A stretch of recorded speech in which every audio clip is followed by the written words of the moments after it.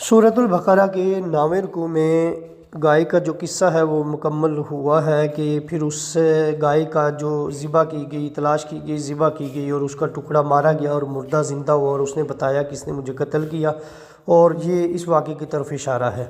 پھر اس کے بعد اللہ کہتا ہے کہ اس کے بعد تو ان کو اور بھی زیادہ احتیاط کر لینی چاہیے تھی اتنی نشانیاں اللہ کی دیکھ کر، لیکن اس کے بعد ان کے دل سخت ہو گئے، پتھر کی طرح، پتھروں سے بھی زیادہ سخت ہو گئے، کیونکہ کچھ پتھر بھی ہیں جن سے اللہ کہتا ہے اللہ کے خوف سے جو پھٹ پڑتے ہیں، جن سے نہریں بہتی ہیں، پتھر بھی ایسے نہیں ہیں جتنے ان کے دل سخت ہو گئے ہیں۔ تو یہ جو جتنے بھی غفلت میں ہیں اللہ تعالیٰ سب جانتا ہے۔ پھر اس کے بعد اللہ تعالیٰ نے اس رکوع میں 9ویں رکوع میں یہ بات بھی فرمائی ہے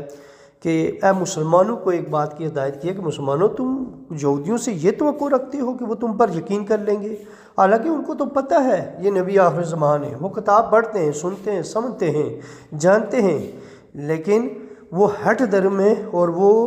بالکل بھی تم ان کے معاملے میں یہ گمان مت رکھو، وہ بدلتے نہیں ہیں۔ اور جب ان کی حالت یہ ہے کہ جب وہ ان میں سے کچھ یہودی جب ایمان والوں سے ملتے ہیں تو کہتے ہیں تو ہم تو نبی پاک پر ایمان لائے، حضور کو کہتے ہیں ہم آپ پر ایمان لائے، اور جب وہ اپنے یہودیوں کے پاس جاتے ہیں پھر انہی کے یہودی ان کو کہتے ہیں تو مسلمانوں کے سامنے نبی کی حقیقت کیوں کھولتے ہو، یعنی وہی نبی ہیں، ان کی جو تورات نے شانیں بیان کی ہیں، تم جا کے وہاں کیوں وہ والی بیان کرتے ہو، اس کو چھپاؤ، اس لیے کہ کل قیامت والے دن مسلمان تمہاری اس بات کو دلیل پکڑیں گے کہ ان کو پتہ تھا کہ یہ نبی ہیں، کیونکہ انہوں نے خود ہمیں یہ نشانیاں بتائی تھی،